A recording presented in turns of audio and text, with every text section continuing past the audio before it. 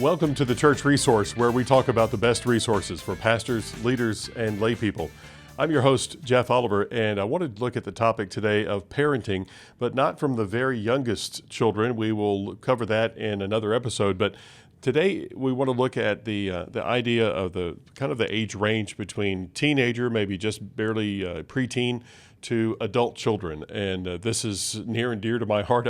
I have two adult children who are doing very well. I have one who just recently became a teenager, and she's doing all right so far. But so how do we look at this biblically, this stage of life that is really a fairly new invention, if you will, this adolescence period? It's not a biblical concept, but there are very much some guidance, some principles that we can use to look at how to approach this season of life and to help our children to, as the scripture says, grow in the nurture and admonition of the Lord, to be good believers where they are, to continue to grow their faith, to continue to be wise to the influences that come around them all the time. And let's face it, there are lots of them. There are so many things that are bombarding our children and vying for their time, vying for their attention, and really for their hearts. And so how are we as parents to look at this carefully? Now, as pastors, what I want to tell you is these are resources, and I think I'm recommending just about all of them, maybe all of them, to have on your shelf, to be able to raise your own children if and when you have children. If you can use some of these resources to teach a class, and that's anybody in the church could teach this as parenting classes, but also just to be able to know what resources are out there. If you are somebody who is recommending books to people and saying, okay, you have a child that is approaching this season of life, or you have a child that is struggling with this season of life right now, here's a book, here's a resource that will help you. Here's some helpful tips from that book, and here's how I want to help you. So you can then help to mentor somebody else in the way that they would be able to approach these situations that come up. So let me get to that. We do have 5 resources. I want to be quick and get to those now. So the first that I want to look at, and these are really in no particular order for me, the first is called Withhold, Not Correction. This is actually an older resource. It was published in the 70s originally and published by Bruce Ray. It is, as you might guess from the title, Withhold, Not Correction. That does come from Scripture, that phrasing, but also it is that we need to be disciplining our children, and that means in all kinds of ways. We need to give them discipline. We need to give them helpful handles, and to be able to discipline themselves in their own walk with Jesus, to understand how to approach life. And so this is really, they start out with us knowing our children, really understanding them, and as the Psalm says, that we would train up a child in the way he should go, and when he is not old, he will not depart from it. What that means is that we should study our child and know what their proclivities are, what their natural tendencies, what their bent is towards good things, and what they're skilled at, what they're particularly good at doing, and also the things that will lead them astray, the things that will come into their life, and that they tend to go down these paths that may not be so good for them. So, the reminder is that we are raising little sinners, and we are, as parents, we are sinners also, and we've had to struggle through some of these things, and it is our job really to help them to struggle well and to deal with this world as good, biblically thinking people. So there is a biblical necessity for correction, and Bruce Ray, as the author, goes through this. He starts with really a theology of the fall, what the fall has done in our hearts, in our lives, and how it's affected really every area of life. That just quickly, he talks about it has affected man's self-consciousness, that it's twisted pride and has brought on areas of prejudice in our lives, blind spots that we have. Also, it has marred the image of God in us regarding reason and the ability to think properly through things. The communication or speech that is our tendency is to not treat others as well as we should with our speech, and that we need to be careful about the cruelty towards our children and the ways that we speak.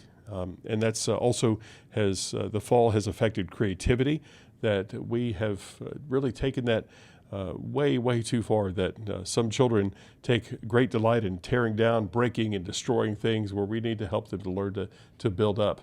And also that rule is turned into tyranny, morality has become immorality, and also such a beautiful thing as a child's imagination has been marred by the fall. So there's really a sense where we need to affect their upbringing, their worldview, to make that come into line with the way that God would have them to be raised and to have them think as mature believers.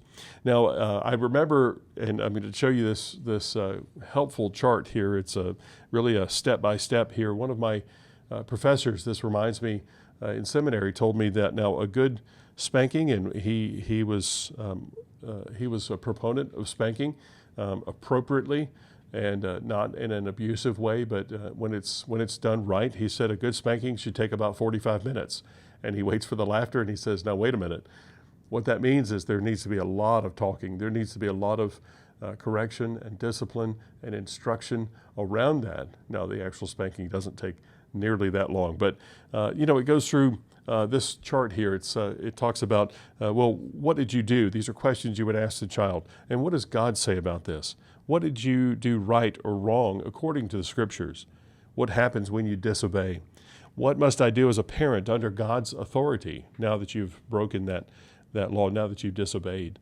And what ought you to do in the future? This really helps a child to process, okay, what really happened, and what did I know was right or wrong about what I did, and what should I do to fix this? How should I change this? And honestly, it's a process that we all ought to go through when we recognize that we've done something wrong, is to go through a process like this. So I think that's a very useful, practical approach to disciplining a child and helping them really think through the biblical steps and the ramifications of what they've done. So this is, again, it is a dated book, but I think it's so helpful. One last thing is that I'll tell you that Bruce Ray in this talks about that it's important to give correction, yes, and even physical discipline sometimes, but also that has to be done within reason. In other words, kind of the punishment needs to fit the crime. So make sure that you're seasoned, that you're in a place where you can think rationally and reasonably about what your child has done, and not take that personally, but recognize that it needs to be done reasonably, and that any punishment that's given out needs to be commensurate with the offense. So I think that's very good. I would recommend this book. It's called Withhold, Not Correction. It's by Bruce Ray. It's still in print. As I said, it was originally printed in the 70s, but that is still available. I have a book here called Age of Opportunity, a biblical guide to parenting teens. And that is from Paul David Tripp, one of the authors whom I look to quite often on a variety of topics. He's written on this very well. Now, his brother, Ted Tripp, you may recognize the name if you've read about these kinds of resources before, but Ted Tripp wrote a very good, and it was a very popular book called Shepherding a Child's Heart. And that's for younger children. That's really geared to thinking through the discipline, training of younger children. And we'll talk about that in another episode. But this is his brother, Paul David Tripp, Age of Opportunity. And what I want to tell you about this is really just pull some quotes from this, some quotations, they are quotations. Paul David Tripp says about this very early in the book. He says, it's so easy to lose sight of the fact that these are God's children. They do not belong to us. They're given to us to bring, they're not given to us, rather, to bring us glory, but to bring Him glory. Our teenagers are from Him, and they exist through Him, and the glory of their lives points to Him. But we are His agents to accomplish this plan. And he says, ultimately, the rejection that we would feel that would really make us weep as parents is not that our child has rejected us, but if a child moves forward in life and decides to reject God, that's the greatest tragedy that would really make us weep as parents, and realize that we should have taken another path and helped them to see God as He is, and what what he means to their life. So that is a helpful quotation there from Paul Tripp. And also a little bit later in the book, he says that trials really expose what we have always been. In other words, if you've been a parent for very long, especially the parent of a teenager, that you recognize that trials will come.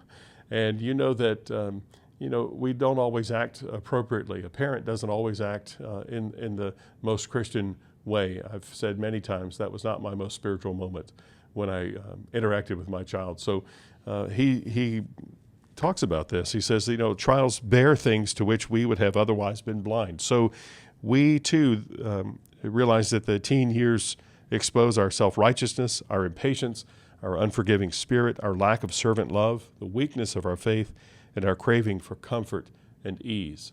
So Tripp really encourages us to look into ourselves and see why we're reacting to a child the way that we are, and determine how to approach this rationally again, how to approach this in a godly way, and so that the child is trained appropriately. One other thing that I want to tell you about this book is that he talks a lot here about how important it is to teach your teenager how to engage culture. It is like we are sending our children out as missionaries into this world. It reminds me of, I have one son who has been through Marine boot camp, and that is not an easy experience. It is not something that I would want to do at all. I'm very proud of him for having done that. But it is almost as if our home ought to be seen as a boot camp. This is how we train our children to go out into the world and fight the spiritual battles that they will see and that they will come into contact with inevitably as a part of living in this world. So he talks about being able to engage the culture, and that we shouldn't wait to have that conversation or those many conversations with our children. We should engage them early on and not wait for them to come to us with an issue, but rather help them to anticipate those as they would come. Don't settle for non-answers, he says. Be positive. Lovingly seek to expose the faults in your teenager's thinking without making him or her feel ignorant or stupid. And also become a partner in your struggle as they look into how to approach the world. Also, finally, model the character of Christ. As you live out your life, those eyes are watching, and they see how you approach and how you come into contact with the world. And they see all the good, they see all the bad. And so we need to make sure that we're modeling the character of Christ in all the things that we do. So this is, again, a very helpful book to me. It is one that I recognize I need to keep handy and to refer to often. The Age of Opportunity, a biblical guide to parenting teens. Also, this next book is one that has been written by June Hunt. It is called Bonding with Your Teen Through Boundaries. I hope you are familiar with the language of boundaries and understand that there are limits to the things that we do. There are certainly parameters that we need to set in our relationships as we deal with other people. We need to realize that there are things that we need to do to protect ourselves, to protect our heart as we engage with other people. So this book is keying off of that idea of boundaries, and we understand that a child who is given loving, Christ-focused biblical boundaries, it's very important. I love this illustration that June Hunt shares here. It's just imagine a clever young goldfish gurgling. She says, "I don't like this glass bowl. It's keeping me from going where I want to go and doing what I want to do." So one day the goldfish jumps a little here and leaps a little there, and finally with a flip of his fins and a flap of his tail, he leaps outside the bowl. And now he's free from the constraints of that bowl. He's accomplished everything that he wants to accomplish in getting the freedom that the goldfish has always wanted. But now what happens to the goldfish? Well, you can fast forward and understand what happens there. Within minutes, he'll die if he doesn't get back into water. What do we understand about that? Well, goldfish need water. The fish bowl held that needed water, and the boundary of the bowl held the water that the goldfish needed for life. a child needs to be given boundaries.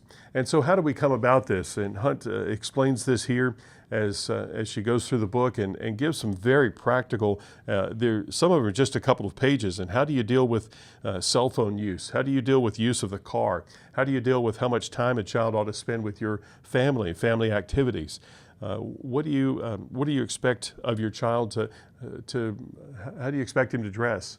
How do you expect him to engage in worship? And should he or she go to church with your family? Could he or she choose a different church? And so those issues are in here. One thing that is maybe because it's comes up in my home often right now is the cell phone use. And so what June Hunt recommends is that we, long before it becomes an issue, that we would anticipate that and we would talk about it beforehand. Okay, here's a cell phone that's for your use. We have one as a family that is designated as our home phone. It does not belong to anyone except mom and dad, but this is the phone that you can use. So what are the rules set for what are the boundaries? What are the appropriate parameters that we have set on that? And so, son or daughter, so how do you think that we ought to approach this? If you break the rule, what do you think ought to happen? And that child really works with you to set that that repercussion. And so, when the child will sometimes cross that boundary, then we recognize, well, what did we decide should happen with that? And then it's up to you to carry that through and be honest, to be the adult there and carry out what has already been said about what we ought to do. So there's a system, as June Hunt sets up a system of the 2 R's, so it's very easy for me to remember. I'm thankful for that. There are rewards and there are punishments. There are rewards and there are repercussions.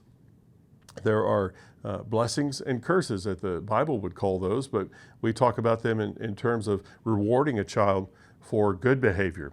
And then we talk about giving repercussions where the boundary has been crossed. And so with the understanding of those boundaries, setting those way beforehand, before it becomes an issue, we can understand that we need to set those and talk about those, and then hopefully we'll be able to bond with our child, as the title of the book says, through that and achieve some kind of mutual understanding.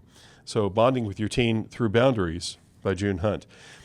Next book is When Good Kids Make Bad Choices. When Good Kids Make Bad Choices. This is by 2 biblical counselors, Elyse Fitzpatrick and Jim Newheiser, but it's in partnership. I appreciate this partnership with a counselor, a former medical doctor and psychiatrist, Dr. Laura Hendrickson. It is a very clear and practical text, how to cope really with rebellious teenagers. Really, it's targeted towards these aggressively rebellious teens. It can be a useful resource for any parent, though, who wishes to gain discernment in recognizing trouble signs in their children and also gauging an appropriate response. And so as this book begins, the first section, honestly, it starts off a little slow. It starts off with an illustration that not maybe everybody would be able to identify with. And so you might think, well, this book is not for me. It's not targeted for me. But I would encourage you, if you do pick up this book, to keep reading. Maybe work through that first section, recognize that there are some issues that other people may deal with that you don't, but bookmark it and think, well, if I ever deal with that or know somebody who's dealt with it, here's another thing I know how to approach. So I would encourage you to keep working through the book. And it's a personal story that he shares of this idyllic family, seemingly perfect on the outside, and the son rejects his family, rejects their Christianity. It is a story of guilt and disappointment, even shame sometimes that they've had, to help their son to be able to come back into the home and to not have that rebellious spirit. But recognizing that our children have a naturally sinful heart, as I've mentioned before, but it is a parent's job then to guide and to help that child, really not to take responsibility totally for their child's rejection of your rules or God's rules or whatever, again, boundaries are set up for them, but to coach them and help them along approach life in an appropriate way. So it really gives parents a better insight into children, also recognizing the worldly influences that are on our children that really originate in their hearts and would want to draw them away, such as disrespect for authority, discontent or ingratitude, laziness, the tendency to be secret about things, interest in other world philosophies, and also deception. And also there are inappropriate external influences that are there, like romantic relationships that might go a different direction than what you would accept in your home. Also, the children becoming rebellious and maybe even being exposed to raunchy and sensual media, and how we can work to curb this, and so that there are training solutions that are offered in this book that help the child deal with the issue long term, rather than dealing with kind of a short-term quick fix. I appreciate that they also, and this helps with having a medical doctor there and having a psychiatrist on board as they wrote this book, that is helping to deal with children who have been diagnosed with special problems such as learning disabilities and ADHD and autism and many others. And so there are difficulties that those will present. There are very special needs and situations that come up, but also how to do that appropriately, how to deal with, yes, there's a medical approach here, there's a psychological approach that needs to be taken, but also we can't neglect or ignore the biblical approach, still helping these children to be Christ followers, help them to be godly in the way that they approach life. So I appreciate that that's there, and when Good Kids Make Bad Choices talks about that very well, and I think presents it well. There's even a formatted chart that I want to show you here with